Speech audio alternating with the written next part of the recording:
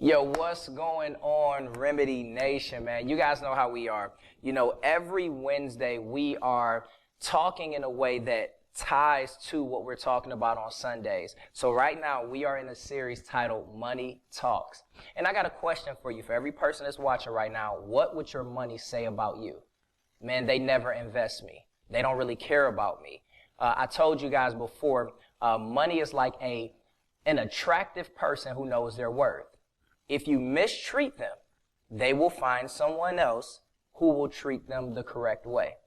And now, I told you guys on Sundays, we're talking about the biblical truth. I believe that money, it says a bunch of stuff, right? But I am going to tackle 4 things. I believe that money says earn me, spend me, save me, and give me.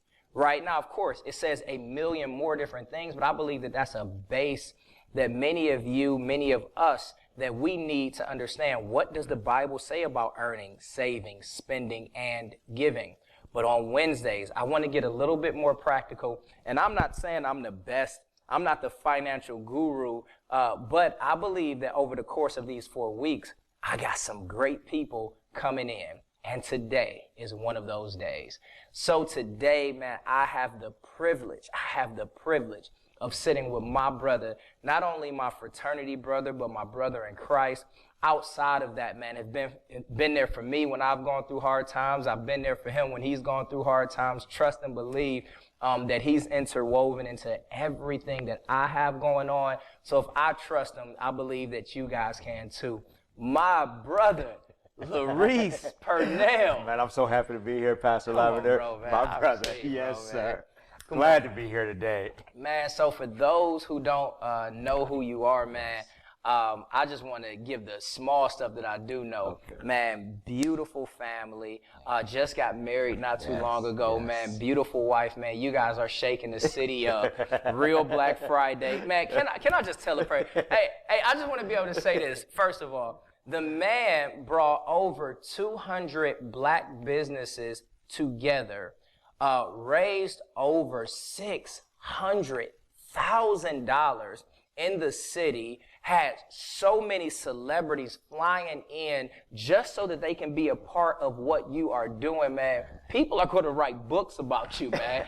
Like, I just want you to know that, man. Yes, and it's sir. an honor, man. Telling people anything about what you have going on, your companies. I want them to know. I want to promote you as much as I can. So, your consulting firm. What you got going on in the city? First, I wanted to say, just giving all honor to God, man, because truly, I have to just give all the credit where it's due to Him. But I gotta say, the Real Black Friday is such a blessing. It's a vision that He gave directly to me. It's like I remember it like it was yesterday. Standing on a chair like this when I'm sitting in right now on a Monday morning 7 years ago with the vision He dropped in me to impact people's lives. Never did I think that 56,000 people would show up to this event during NBA All-Star Weekend right here in the city of Cleveland. Not only was the local community watching, but the nation was watching what we do in an impoverished city like Cleveland. So, man, that's one thing I have going. That's a real passion. I say that's my ministry. Yeah. Remember, it's a difference between your occupation and your vocation and your ministry. So, for me, CLE Consulting Firm, when you walk through there, it's strictly a for-profit. Oh, yeah. I've been in there before. You've been there before. That's a for-profit. before. But when you come through the Real Black Friday, it's about being a blessing and really impacting businesses, building businesses, creating generational wealth, and really changing families and communities. So that's what it's all about. It's a little what I have going on. I get the opportunity, like today and on many occasions, to teach financial literacy. And I've been able to, sometimes, Pastor Lavender, we're moving so fast, and I heard Pastor talk about not celebrating your now. Yeah. I'm Pastor McClure, Mike McClure. He talked about not celebrating your now. And I had to kind of reflect back after this, a couple weeks ago, with the Real Black Friday. And literally, I've impacted and taught over probably about 25 to 30,000 people in this community financial literacy. That's crazy. You don't think about that because you're in it. That's crazy. And the crazy thing about it is, bro, I've been watching you, and I've had the opportunity to see your growth. I remember when I used to stumble. I remember what was it? It was like 2 or 3 months ago, man. We had come down, my brother JK and I, man. We had came down to hear you speak, and I remember pulling you to the side after that, like, dude, Man, like your growth, man, because you always had the knowledge. Yes. But what I've come to find out, for those who want to be preachers, entrepreneurs, sometimes we have the knowledge, but we don't know how to communicate that thing. Absolutely. And sometimes when there's a communication barrier, then we're not able to properly push people to their next level. Right. But listen, I want to get into that. Listen, all right. So you've talked to over 25, 30,000 people, so on and so forth. And I know, man, you start at the basics. Yes. Man, can you please help us understand some of the things that we may not know, maybe budgeting, or like what's the basics that you would want us to know so that we can get this talk going? One is you have to understand your relationship with money. And because it's something that we all need, we desire, we want, we love. No matter what you say, you love money. Because we're sitting right here on these chairs right now because you paid for it. We got these beautiful mics in front of us in this beautiful building because it's a cost to it. So it's something we need as well. Not only do we want it and we love it and we like it, but we also need it to survive. So you have to figure out what that relationship is, and then you have to respect the money that God gives you, the resources he gives you. So we talk about stewardship, understanding how to steward the resources he gives you. Because in our community, the black community, predominantly black community, we have $1.3 trillion that runs through our community annually. Hold on, say that number again. $1.3 trillion.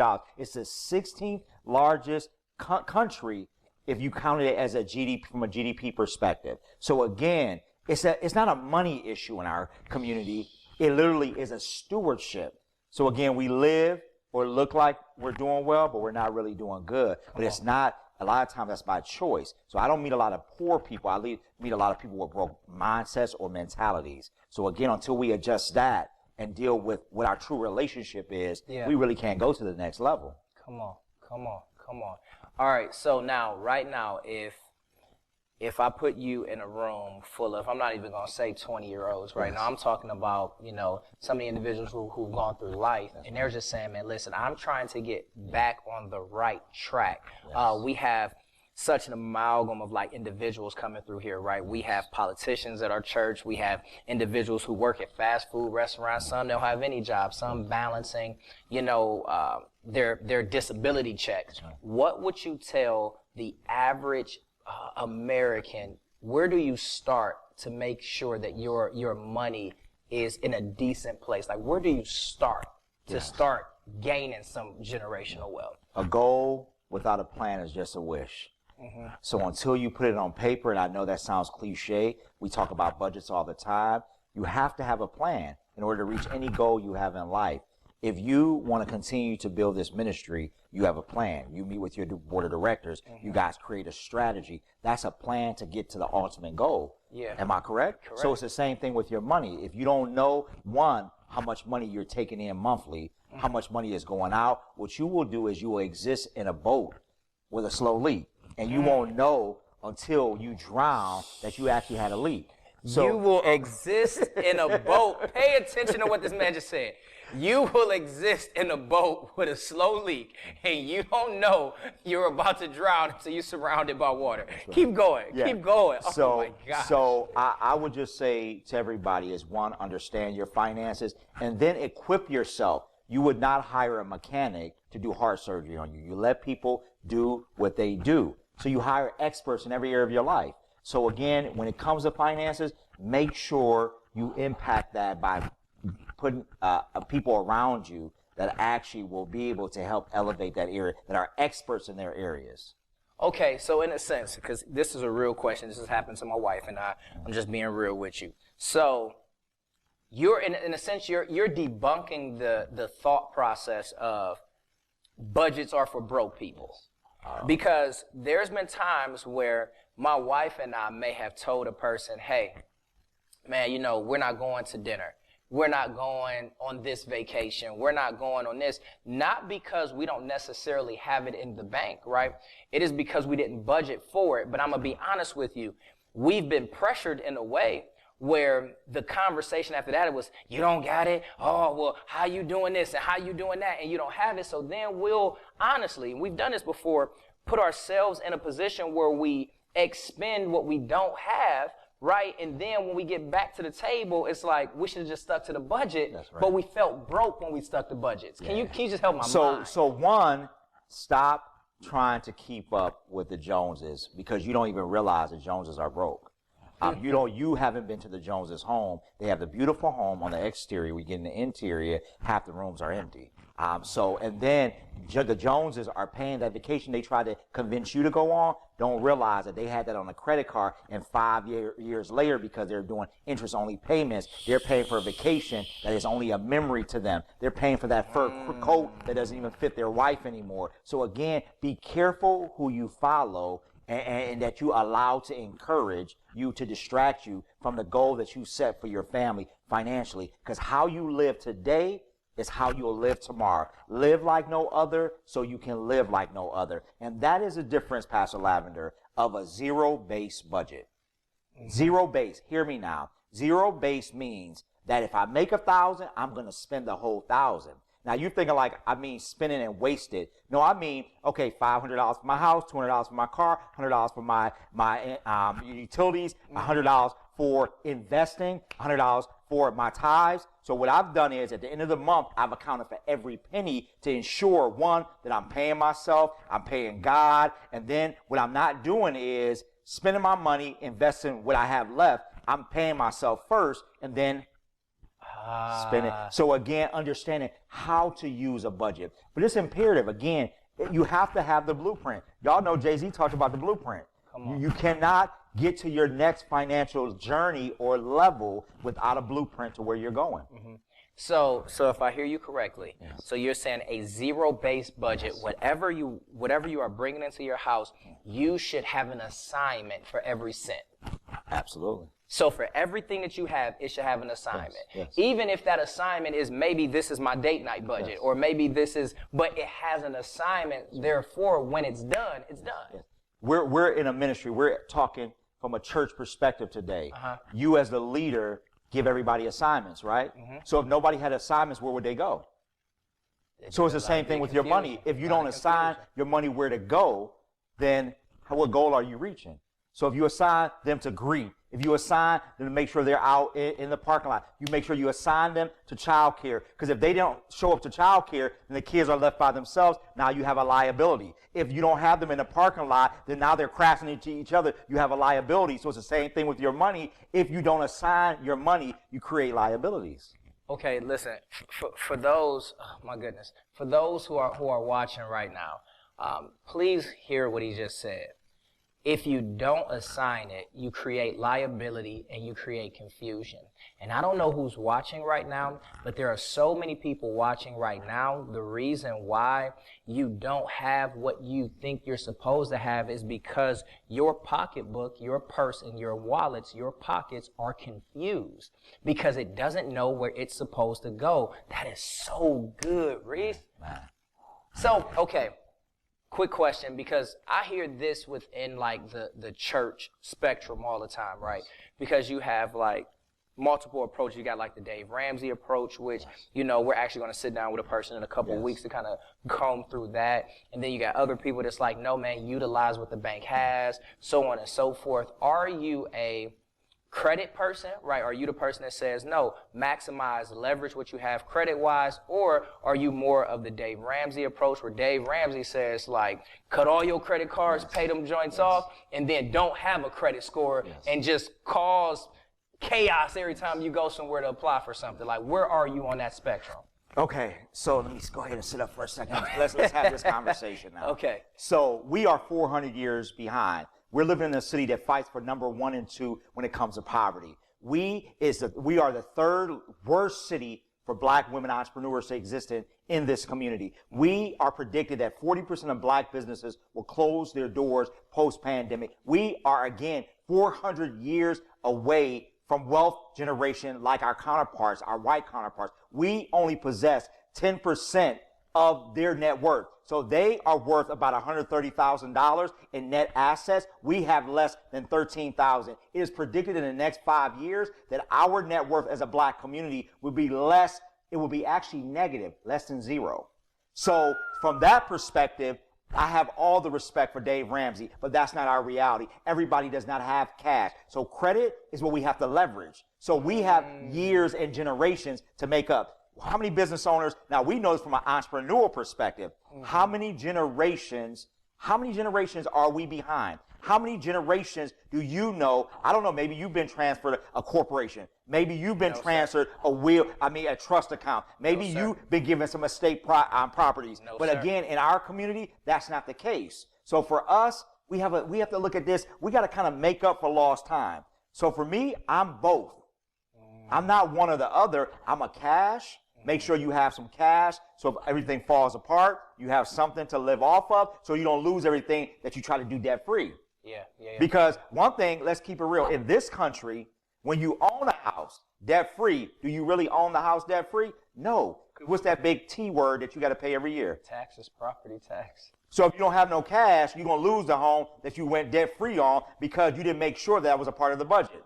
So we're going to go back to the budget. So again, for me, credit is all about leverage. The power of the pen is so powerful because if you, Pastor Lavender, only have $10,000 in your checking account, but you have no credit, then how much are you worth? $10,000. But if you have great credit and you only have $10,000, I'm going to leverage that $10,000, but also the power of my pen to make sure that I can use credit. I'm going to give you a great example in full transparency. Okay. I have a home. I have equity in my home. I have great credit. So what I'm going to do is I'm going to give y'all free tips on how to create your retirement and pay for your retirement home now. What I did was I leveraged the equity in my home. I pulled the cash out on that to now pay for the down payment in a home out of state. And so what I'm going to do now is Airbnb that home. I don't need the money to pay the mortgage for where I live now. I'm already paying for that because I have a budget in place. So what I'm going to do is for the next 5 to 7 years, every penny I make on that property, every penny. So if I'm renting that house for $1,250 a week, that's $5,000 a month. The mortgage is only $1,200 a month. I'm going to pay 4 times that mortgage because I don't need the cash. So then in 5 to 7 years, because I'm paying the note every 2 weeks versus every month, so I already take 7 years off a 30-year mortgage, and then by the time it comes time for retirement, I've let people who stayed in my house, Airbnb, to pay for my home cash. Okay. So now not only do I have the home I have in the state that I live and work in, but I also have leveraged a business model through credit to pay for my retirement home. So then before I retire, I will own a home in 2 states. So again, I can't do that without credit because if that's a sense of using cash, I would have to wait till I save $300,000-$400,000 to buy that home, right? Because if that's debt free. Yeah. Or can I leverage today and let somebody else pay for it for me? Just all the way you look at it. Okay, so now I heard you kind of mention the whole Airbnb piece, right? Yes. And I believe that we're in a culture right now, and I'm really seeing it amongst like young African Americans, right, where we've received all of this money from the government, right? Yes. And you know, it's kind of scary because when when the government started issuing this money, I said to somebody, at some point in time, man, like they're gonna come and put this stuff under a microscope. That's right. And then I just read in the news the other day that our President Biden just hired a new attorney general, something to like do investigation on fraudulent loans when it comes to this PPP. So I'm real scared for some of the people that I do know. Right. But now we're in a season right now where entrepreneurship is high because people have a bunch of cash because of these checks. What is your advice to the person who may be sitting on $10,000, $20,000, $30,000 because of the PPP loans and other things that has happened within our community? What's your advice to them so that they start the right way? That's the scary part for me. How do they start the right way from a financial perspective? Let me first say, don't do nothing that's not your passion, because entrepreneurship is not for everybody. Yeah. Don't get it twisted because what you see on social media, because they make it look good. Yeah. Everything that's gold or everything that shines ain't glitter. So I put 60, 70 hours every week, and I'm 5 years in the game. Yeah. So don't get it twisted and think it all looks good. Yeah. But I will say, if you decide to do it, because you're passionate about it, not because you see your friends selling that because you don't really know the story. It's like seeing somebody driving a nice, fancy, shiny car, and you don't realize they had to get their grandmother and their mother to co-sign for it, Right, so you don't know how they got to that final equation. Right. So it's the same thing when it comes to business. So I would just say to you, one, hire people. Again, goes back to hiring experts. You don't start a business. The toilet paper of your business is an account. Because what they're going to do is help you as this market continues to evolve. Inflation at almost 7%. Interest rate is dictated or expected to increase almost 3 times before year end. So cost of goods sold, the supply chain is all jacked up. So what you got a t-shirt from China to be able to do a print shop maybe 2 years ago is not the same value today. So you may be trying to compete with the guy down the street and selling the same $5 shirt. Don't realize you paid $4 for the shirt. So there's only $1. You didn't count your rent. You didn't count your employees. You didn't count your ink for it. You didn't count your printer for it. So you actually are selling it to compete with him. Don't realize he makes his shirts at $1. Or whatever the case, because he understands his finances, that he's running a better, more efficient business. So I would say having that accountant, making sure you have that attorney. Another thing I'm seeing a lot of our businesses do, our entrepreneurs, also Pastor Lavender, is they're locking themselves into leases they know nothing about.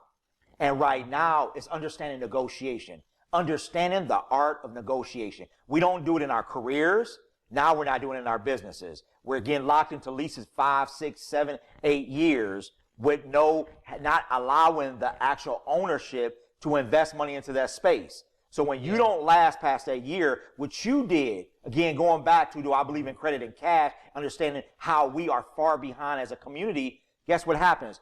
For our community, we don't just lose the business. We lose the savings account. We lose our investments. We lose all our family and friends' money because it takes everything we have to start that business. So again, structure is everything. Hiring experts are everything. And stop saying that I can't afford to pay them. Well, you afford to pay for that building. You afforded to go out and kick it that weekend. You afforded to take that vacation. So again, it's all about priorities. And understand it, either pay now or pay later, but you're going to pay somebody. So I tell people, pay me or pay the IRS. I'm a lot friendlier and I'm a lot cheaper. Yeah. All right. So you mentioned a lot. You was talking about lawyers and attorneys and accountants. So can you help people, chapter 4 of your book, 4 is my favorite number. Yes. So chapter 4 of your book, you talk about the power of the 5. Yes. Right. Can you explain, because I think it kind of ties into what you just kind of spoke about, the power of the 5. Can you talk about that? Yeah. As entrepreneurs, it's almost, if I could use a diagram right now, they would have 13 different hats on. They have the marketing hat, the CEO hat, the HR hat. They got the cleaner, the cashier, hey, the stop talking about my business. Okay, I'm sitting right here. Yeah, you're right here. You're sitting right here. Like, you know what I'm saying? So I say what you do is stop trying to be the Superman and hire experts. And it's 5 people that are the standard to making sure that you impact and create a good financial foundation. That is your accountant, that is your attorney, that is your financial advisor, your insurance broker, and your banker. Not the 1-800 number. What we learned as a community, too, when the pandemic first happened, the lack of relationships gave us the lack of access. Yeah. Because if all you knew was a teller, when the bank closed, you couldn't text a teller and said, hey, can you fix this check for me? You had no relationships. But if you create a relationship prior to that, you could text your banker and said, hey, I know you're closed. Can you get this done for me? Your insurance person. Well, I want Gabby and Gavin, if I were to pass away, say unexpectedly for them, I want that insurance. Shout out to Tyrone, who is my insurance broker, has been for almost 15 years now. What he knows is he knows my wishes. He knows what I have, the expectation for my kids. He's going to be able to show up to the house and say, Gabby and Gavin, your dad, your mom wanted this for you, and this is what it is. Your financial advisor, stop getting into the 401ks. I'm talking to everybody listening. Okay. You have a 403B, you're on STRS, you have different benefits and pensions to your company. You are paying a fee. Most of those people that are managing your money are what they call fee-based. So they're getting paid regardless if you call them or not. When is the last time you open up that statement to see the true value of what you worked your whole career to gain? So again, making sure you sit down with that financial advisor, you build that relationship. So out of those 5 people, The key thing I always tell people, make sure you like the person. It starts with a relationship first. Yeah. Because I don't want to talk to somebody about my money I don't like. So, and then 2, do the research on the person.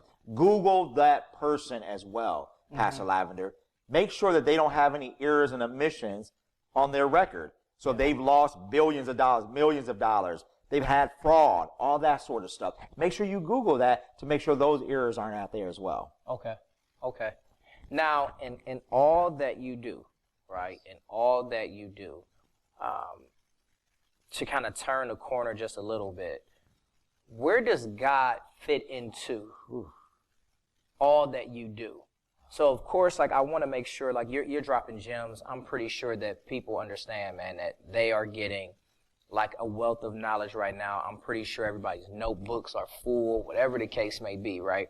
But how does God fit into this? Because it seems from a pastoral perspective sometimes that spirituality, Christianity, Jesus is left out of this business world. And sometimes it forces us to have like a bit of trepidation to even try things and do things. Like, help me understand that.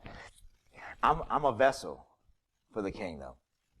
Everything I do is because of God, and it's led by God, it's directed by God. So I don't start no conversation without giving him all the praise and the glory, and I don't do anything without praying and asking for his direction. And it's based on discernment. I tell people I dream. I always ask God. Me and God's relationship is, God, tell me in a dream what you see me doing to impact people's lives. And for me, it's ministry. I don't apologize when I get interviewed. And now they cut it out half the time, Pastor Lavender. When I talk on the news, like, I talk about God a whole lot, and I always notice that it never gets mentioned. They leave that part out, but I make sure I start and I end with it. So one, when we talk about, where God, not just for me, it applies, it is clear the second most discussed topic in the Bible is money and wealth. Over 800 times, money is discussed in the Bible, in the Word. And then God talks about in scriptures like Proverbs 13 and 22, a good person leaves an inheritance for his children's children. He also talks about it throughout Proverbs. He talks about, being generous to the poor lends to the Lord. With Deuteronomy, he breaks it down and talks about God gives you in 8 and 18. He talks about he gives you the ability to create wealth. So God is very clear throughout the word that he wants you to have wealth, but he also wants you to be a blessing to those around you as well. So for me, I'm just on a mission that he's given me to make sure that I change people in the kingdom, because I know if good people, because what the saying goes, people with money have no vision, people with vision have no money. And that's usually people in the kingdom. They're serving. But I don't want you to serve with no savings and no stocks. I don't want you to be in church with no cash or credit. So again, while we're still loving the Lord and raising our hand, praising, giving God all the honor, he also gives us the ability of this up here. He gives us that word. You are carrying the most powerful tool in your hand every day. And it's not just a phone, it's the Bible.